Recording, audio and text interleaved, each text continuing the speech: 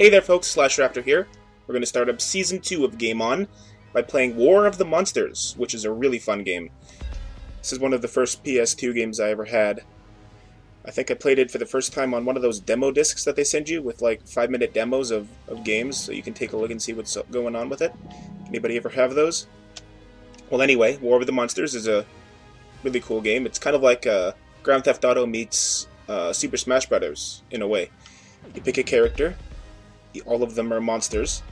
Now, I've started this from scratch for you guys. So these are the characters you can pick as. You can play Togura, Praetor, Congar, Robo-47, Agamo, who sucks donkey balls, Ultra 5, or Ultra V. I'm not really sure whether it's one or the other. I usually say Ultra V, though. Magmo, and Kinetoclops. And then on either end, there's Zorgulon and Raptros. Zorgulon comes after Kinetoclops, and Raptros comes before Togura, but I haven't unlocked either of them. So to unlock them, we have to play Adventure Mode and earn some battle tokens, and then we can buy them. They're not really that good. I like Raptros, though. He's pretty cool. So basically, all of these monsters are relatively the same. Some of them have their disadvantages and advantages. For example, Praetor can jump pretty high because, it's a mantis. So it can flap its wings, and it can get a pretty good amount of height going. It can also hover for a little while. And then you've got Robo-47, who can kind of hover, but he's got a very high jump. It's kind of slow, though. Agamo sucks. I recommend that anybody who plays this game never play as him. He's absolute crap, unless you're good with that kind of character. He's that character, the one that's ridiculously slow and surprisingly really weak, whose special is just absolutely ridiculous and has very little use, and is always around. So I never play as him. I never will, and I never have. And I'm quite proud of that. My favorite characters are Congar and Praetor, personally.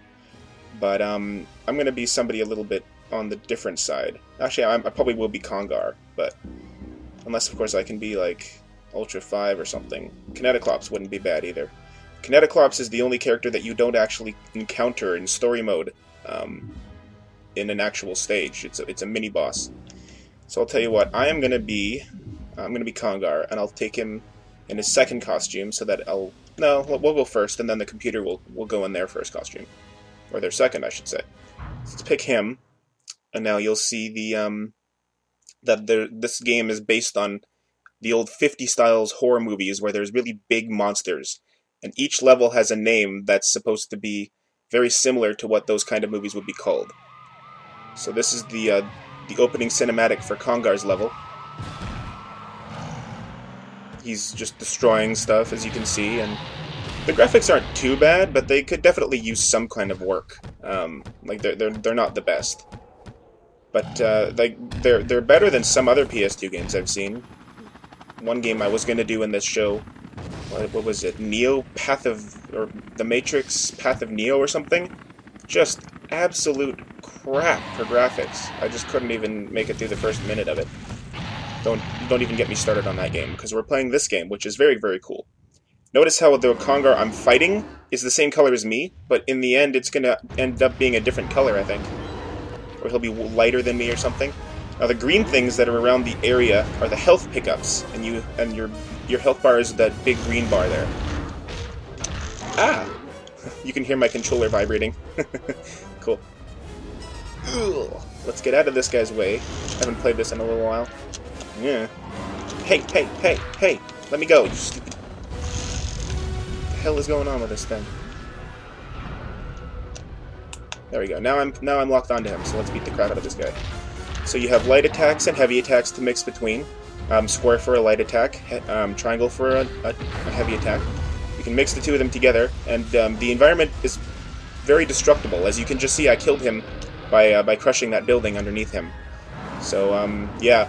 I was going to be hoping to do a bit of a longer episode this time around, but I guess that's all the time I've got, because like I did in the last season, every challenge mission, or every stage of the classic mode, will be one episode. So, as you can see, we've earned some battle tokens, and I'm going to continue where I left off in this episode in the next one.